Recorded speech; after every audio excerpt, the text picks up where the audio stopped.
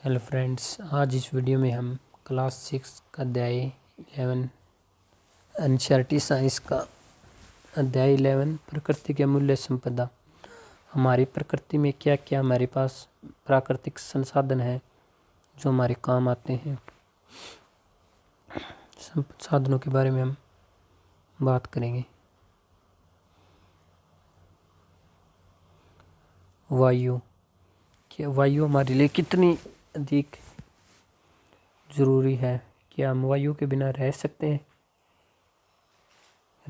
तो कितनी देर रह सकते हैं? वायु के बिना हमारा जीवन असंभव है।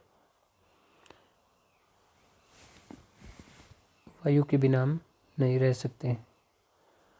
हम ऑक्सीजन से ही सांस लेते हैं। अगर यदि ऑक्सीजन नहीं होगी तो हम मर जाएंगे।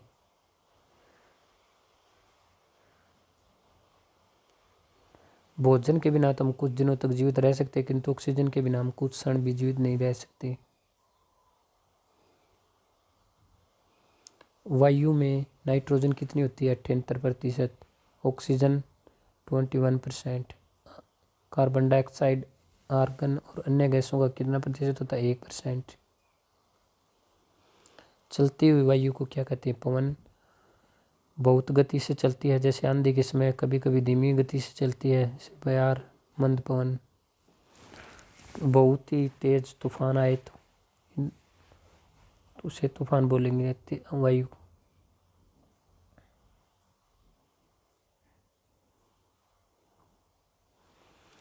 यह से पवन ऊर्जा जिससे हम बिजली इलेक्ट्रिसिटी पैदा कर सकते हैं, पवन चक्की होती है। ये वायु चलने पर यह पवनें चलती है। जैसे जब पवन चलती है तो ये घूमने लगती है, तो घूमने से इनसे इलेक्ट्रिसिटी पैदा होती है।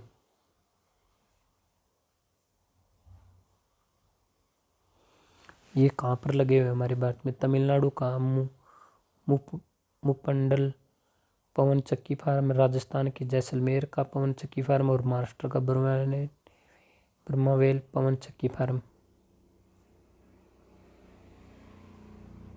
जल, क्या जल के बिना भी हम रह सकते हैं? हाँ, कुछ समय के लिए जीवित रह सकते हैं, लेकिन जल के बिना हम जीवित रहना असंभव है। पौधे भी नहीं रह सकते। हमें पीने के लिए जल की आवश्यकता होती है।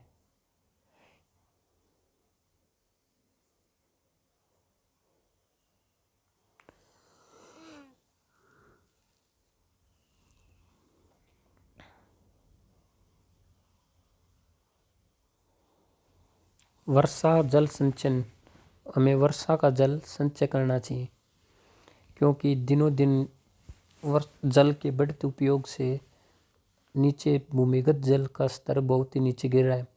नदियों में भी जल का स्तर काफ़ी नीचे गिरा है।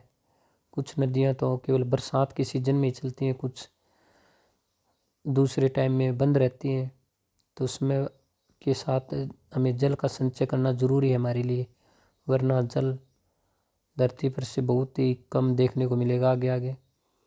तो जल का संचय बहुत जरूरी। बावड़ी तुरजी का जालरा, जोधपुर, राजस्थान। प्रत्येक वर्ष 22 मार्च को विश्व जल दिवस मनाया जाता है। इसका महत्व पता लगाइए। सूर्य से ऊर्जा, यदि सूर्य भी हमारे लिए बहुत ही आवश्यक है। पौधे, अगर सूर्य का प्रकाश नहीं हो तो पौधे भोजन नहीं बना पाएंगे। तो पौधे भोजन नहीं बना पाएंगे तो हम भी भोजन कहाँ से प्राप्त करेंगे?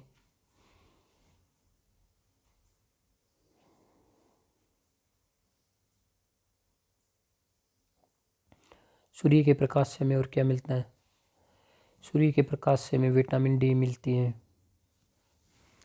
भारत के अनेक परिवारों में सूर्य के प्रति कृतज्ञता व्यक्त करने के लिए सुबह सुबह सूर्य को जल अर्पित किया जाता है। जल अर्पित करते हैं कुछ हमारे भारतीय घरों में सुबह सुबह। सौर ऊर्जा के उपयोग से हम भी बिजली पैदा कर सकते हैं। सौर ऊर्जा से हम खाना बना सकते हैं। सौर ऊर्जा भी हमारे लिए बहुत ही ज़रूरी है। वन,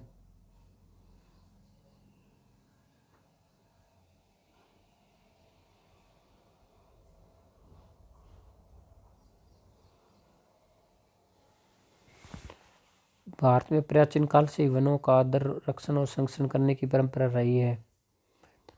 बारे में आप पहले से सजीव जगत में विविधता पाठ में पढ़ चुके हैं।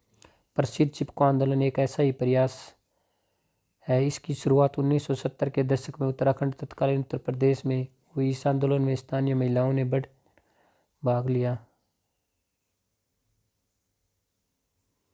मृदा, चट्टानें और खनिज। यदि जमीन न हो तो, यदि पूरी पृथ्वी पर पहाड़ ही पहाड़ हो, जमीन हो ना, तो क्या होगा? इसके बिना भी जीवन की कल्पना करना बहुत ही मुश्किल है। चट्टानें और खनिज।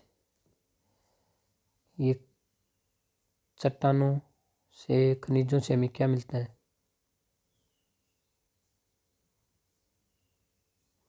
छत बनाने के लिए चट्टानों का उपयोग, के ईंट बनाने के लिए लैटेराइट मिट्टी का उपयोग किया जाता है। हस्त कुल्हाड़ी, पत्थर से बने तीर शीर्ष, संगमरमर का खनन। चट्टानें किससे बनी होती हैं? ये खनिजों से बनी होती हैं। एल्युमिनियम, सोना, तांबा और लोहे जैसी महत्वपूर्ण धातुएं खनिजों से प्राप्त की जाती हैं। उपयोग वायुयान, कार, आभूषण, संसाधन, विद्युत, इलेक्ट्रॉनिक उपकरणों के निर्माण में किया जाता है। सामान्य मोबाइल फोन का उपयोग करते हैं। उसके निर्माण में लगभग 1 दर्जन खनिजों का उपयोग होता है, जैसे सोना, चांदी, तांबा, कोबाल्ट आदि। परिवहन के लिए हम जिन वाहनों का उपयोग करते हैं उनमें से अधिकांश वाहन जीवाश्म ईंधन का उपयोग करते हैं।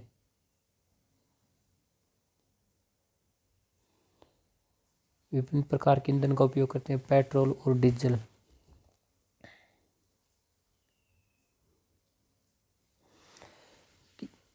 किस प्रकार के ईंधन का उपयोग अधिक होता है? वाहनों के लिए पेट्रोल और डीजल दो सबसे अधिक उपयोग किए जाने वाले ईंधन है। पेट्रोल, डीजल तथा मिट्टी का तेल पेट्रोलियम से प्राप्त होता है। प्राकृतिक गैस, कोयले और पेट्रोलियम को आमतौर पर जीवाश्म ईंधन कहा जाता है। वे मूलतः पृथ्वी के भीतर सूक्ष्म जीवों और पौधों के दब जाने से पेट्रोलियम, प्राकृतिक गैस और कोयले में परिवर्तित हो जाते हैं।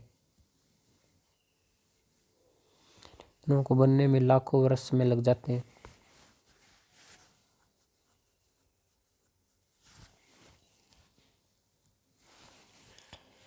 कोयले, लकड़ी और गोबर के उपलों का ईंधन के रूप में उपयोग पहले भोजन बनाने के लिए किया जाता था, परंतु अब प्रदूषण कम करने वाली प्राकृतिक गैस एवं द्रवित गैस एलपीजी धीरे धीरे इनका स्थान ले रही है।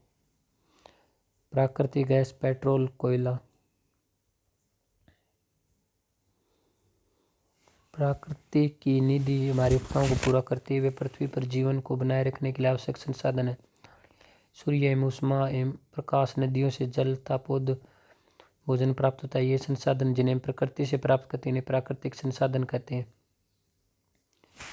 विद्युत बल्ब, फर्नीचर, सौर पैनल, साइकिल आदि हमारे जीवन सुविधाजनक बनाते हैं। इस प्रकार के सभी संसाधन मानव द्वारा निर्मित किया जाता है, मानव निर्मित संसाधन कहलाते हैं।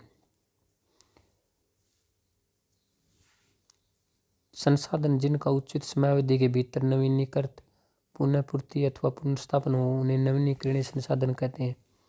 जैसे वायु, जल और वन। नवीनीकरणीय प्राकृतिक संसाधनों के कुछ उदाहरण हैं।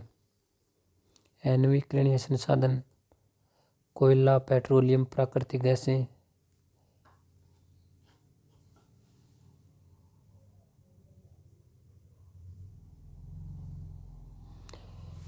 इस लेसन के हम प्रमुख शब्द और क्वेश्चन आंसर किसी अलग वीडियो में करेंगे।